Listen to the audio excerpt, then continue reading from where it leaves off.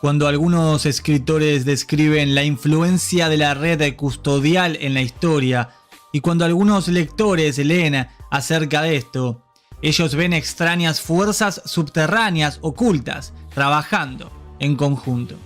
Esta es una ilusión generada por el mismo secreto y misticismo de los propios custodios. Cambios en la sociedad, ya sean buenos o malos, son causados por personas haciendo cosas. La red custodial simplemente ha sido un eficaz canal para conseguir que las personas actúen y para guardar mucho de lo que ellos hacen en secreto.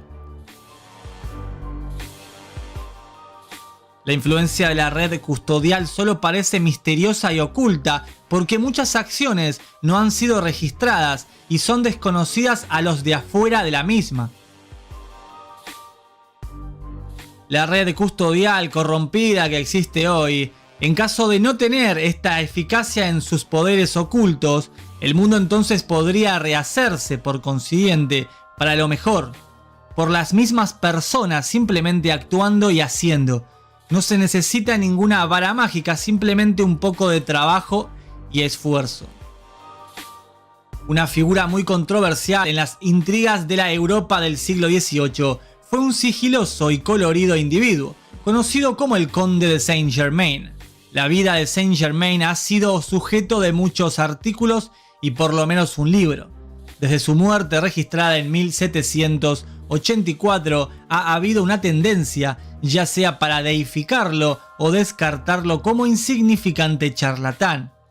Ninguna caracterización parece reflejar con precisión lo que él realmente fue.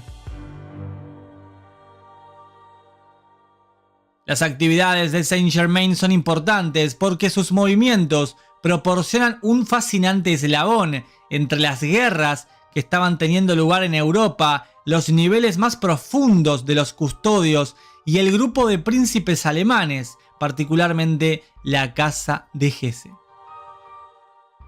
El primero de muchos misterios acerca de Saint-Germain es la circunstancia de su nacimiento. Muchos investigadores creen que fue el retoño de Francis II, gobernante del una vez poderoso Principado de Transilvania. Aquel lugar famoso en el cine como hogar del mítico vampiro humano Drácula y otros surtidos personajes. Tenía lazos con la dinastía de Hesse. Francis II de Transilvania se había casado con Charlotte Amalie, pero la realidad es que muy poco sabemos del nacimiento del conde. Lo que sí parece cierto es que este tercer hijo de Francis II y de Charlotte de Hesse, llamado Leopold George en 1700, fue escenificada para salvarlo de las mortales intrigas que estaban a punto de destruir la dinastía transilvana y acabar con la independencia de Transilvania. Se cree entonces que Leopold George era el mismo conde de Saint-Germain. El conde apareció primero en la sociedad europea en 1743, cuando habría sido un hombre de sus 40 años. Poco es conocido sobre su vida antes de ese año. Un expediente sobre el misterioso conde habría sido creado por orden del emperador francés Napoleón III, pero lamentablemente, como sucede casi siempre, todos los documentos fueron destruidos en un fuego que engulló la casa en la cual fue guardado el expediente. La irreemplazable información sobreviviente indica que el conde de Saint-Germain fue criado para ser uno de los agentes políticos secretos más activos, coloridos y exitosos de los custodios en el siglo XVIII, pero solamente esta es una partecita de una historia contada. La realidad es que este conde parece ser un gran líder custodial que está realmente vigilando las tierras conocidas.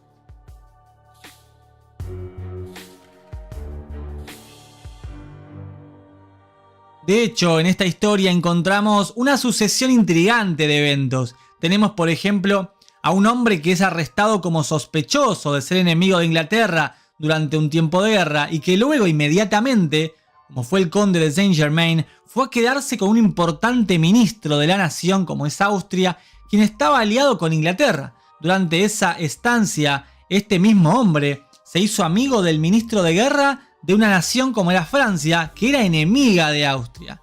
Los contactos políticos de este conde eran muy notorios en todos los bandos de una tremenda guerra. Tampoco se sabe a ciencia cierta qué hizo el conde de Saint-Germain durante los siguientes 3 años después de dejar Austria. Pero apareció nuevamente en la Sociedad Europea en 1749, esta vez como invitado del rey Luis XV de Francia. Francia, que era una nación católica, apoyaba activamente la causa jacobita contra los hanoverianos de Inglaterra. Francia también estaba involucrada con muchas otras intrigas extranjeras. El rey Luis XV habría ganado fama como arquitecto de diplomacia secreta del siglo XVIII, pero la realidad es que la aceptación de Saint-Germain en la corte francesa y su trabajo ayudó muchísimo a que el rey francés se proclamara como agente político importante, y por varias razones. Primero, señala el importante papel que los miembros custodiales han jugado en la creación y operación de redes de inteligencia nacionales e internacionales a lo largo de la historia, un tema que consideraremos en más detalle en los capítulos siguientes. Segundo, como católico, el rey Luis XV estaba adherido a los decretos papales. El papado era hostil a la francmasonería, que desde hacía mucho tiempo eran opuestas entre sí. En 1737, Luis XV emitió un decreto prohibiendo a todos los súbditos franceses tener algo que ver con la francmasonería. Durante las siguientes décadas, el gobierno francés activamente reprimió a los masones franceses con correrías policíacas y encarcelamientos. El decreto de 1737 de Luis XV fue seguido un año más tarde con la bula papal del Papa Clemente, prohibiendo a los católicos en todos lados participar o apoyar a la francmasonería, bajo pena de excomunión. Todavía aquí fue el conde de Saint-Germain quien más tarde revelaría un involucramiento de por vida con los custodios, residiendo como invitado del rey. La probable explicación basada en los hechos conocidos de la vida del conde es que él no era tanto un francmasón como un alto e importante agente custodial. También es importante que el rey francés entendiera el papel de Saint-Germain en la red custodial. Las actividades exactas de Saint-Germain desde 1749 hasta 1755 son desconocidas. Pero en este último año hizo un segundo viaje a la India. Él fue con el comandante inglés Robert Clive, quien estaba de camino hacia allá para luchar contra los franceses. India era un importante escenario de guerra, del cual mucho estaba en juego. El comandante Clive era un líder importante del lado británico.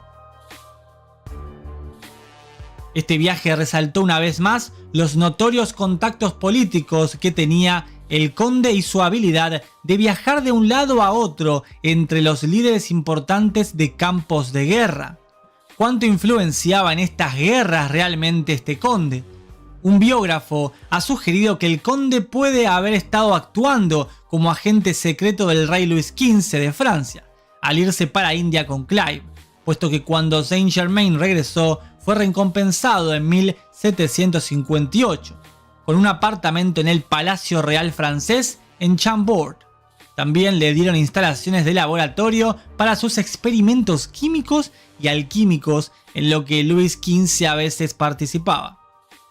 Saint-Germain era claramente un colorido y multifacético personaje. Uno de los talentos por el cual logró fama fue por su considerable conocimiento de alquimia. La alquimia mezcla el misticismo con la química y fue un principio básico de la práctica Rosacruz.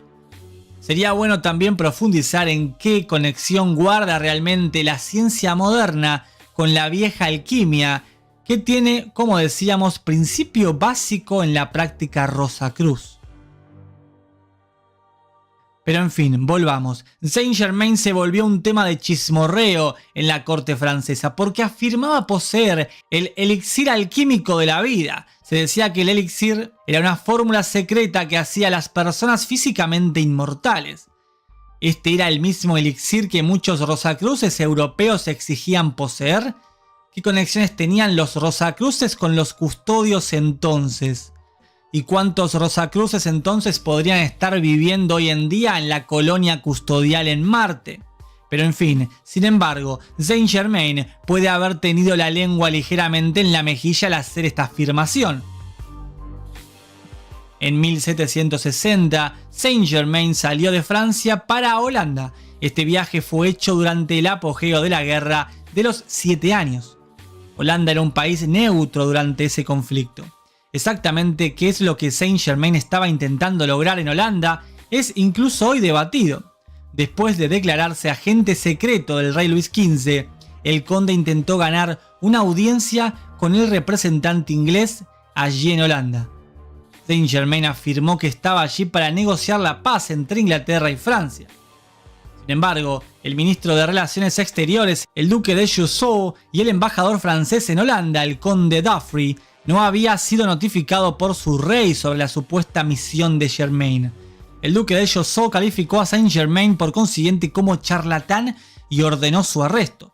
Para evitar su encarcelamiento por las autoridades holandesas, el conde huyó a Londres en el mismo año. El escape del conde fue ayudado por su influyente amigo, el conde Bentinck, presidente del Concilio Holandés de Diputados Comisionados.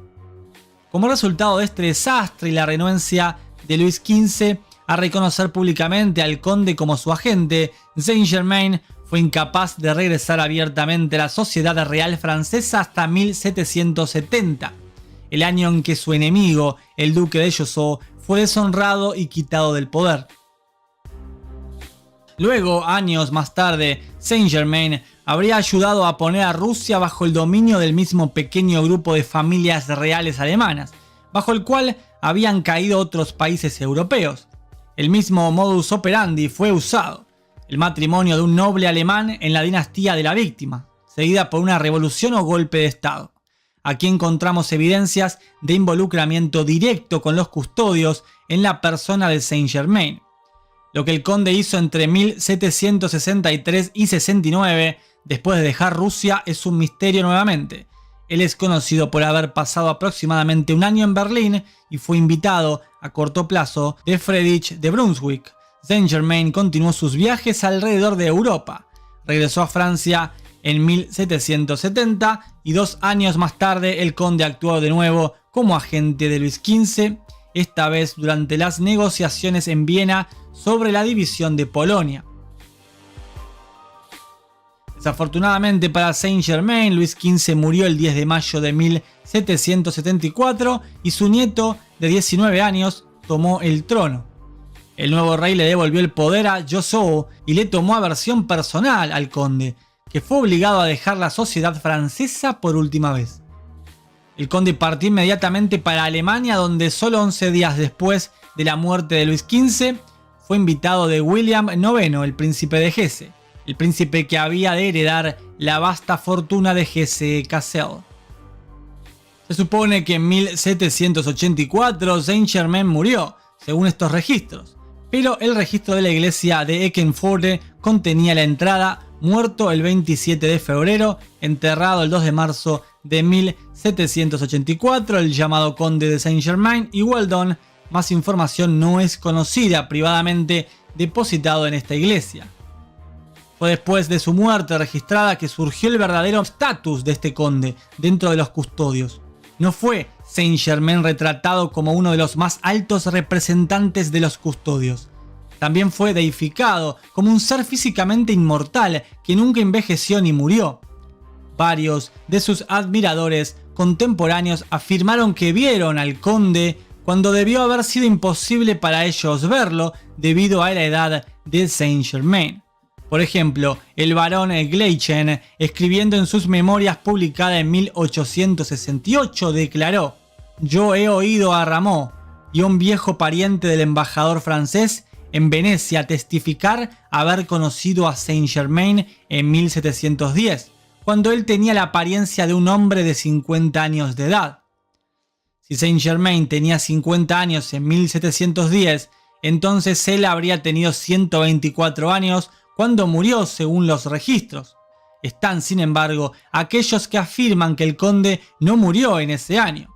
Una revista mística alemana publicó en 1857: guía para la orden francmasónica. Declaró que Saint-Germain fue uno de los representantes franceses en la convención masónica en París en 1785, un año después de su supuesta muerte registrada. Otro escritor, Cantù Cesare, en su obra Gli Eretti d'Italia, declaró que Saint-Germain estuvo presente en la famosa conferencia masónica de Wilhelmsbad, que también se sostuvo en 1785. Estos reportes son vistos por algunas personas como evidencias que la muerte del conde habría sido escenificada, quizá durante la segunda parte de su vida, para permitirle escapar de la controversia que lo rodeaba, para que él pudiera vivir el resto de su vida en relativa calma. Pero la otra opción es que el conde en realidad era parte de esta red custodial y nunca envejecía. Sin embargo, las supuestas apariciones del conde después de su muerte no acabaron ese mismo año. La condesa d'Adhemar, un miembro de la corte francesa que escribió sus memorias poco antes de su muerte, en 1822, alegó también haber visto al conde muchas veces después de su muerte registrada, normalmente durante tiempos de levantamientos. Ella afirmó que Saint-Germain habría enviado advertencias a los reyes de Francia, a su enemigo Luis XVI y María Antonieta, justo antes de que estallara la Revolución Francesa, la cual ocurrió en 1789. ¿Qué conexión guarda entonces la red custodial con la Revolución Francesa? Ella también afirmó haberlo visto en 1793, 1804, 13 y 20. Un escritor rosacruz, Franz Graffer, declaró que Saint-Germain habría hecho apariciones en Austria después de su muerte registrada y fue honrado allí como un avanzado adepto custodial. En los tardíos 1800, Madame Helena Blavatsky, una de las cofundadoras de la Sociedad Teosófica, declaró que Saint-Germain era uno de los maestros ocultos del Tíbet, quien secretamente controlaba el destino del mundo. En 1919, un hombre que afirma ser Saint-Germain apareció en Hungría en un momento cuando este país estaba en curso una exitosa revolución de tendencias comunistas. Finalmente, en 1930, un hombre llamado Guy Ballard afirmó haberse encontrado con el conde en el monte Shasta, en California, y que Saint-Germain le habría ayudado a establecer una nueva rama custodial. ¿Estaban mintiendo todos estos testigos? Probablemente no. Los custodios de vez en cuando patrocinan resurrecciones como una manera de deificar a sus miembros selectos. Les encanta jugar con la mente humana de esta forma también. Entonces crean resurrecciones de personas que supuestamente murieron, pero en realidad son custodios que pueden tener una longeva vida.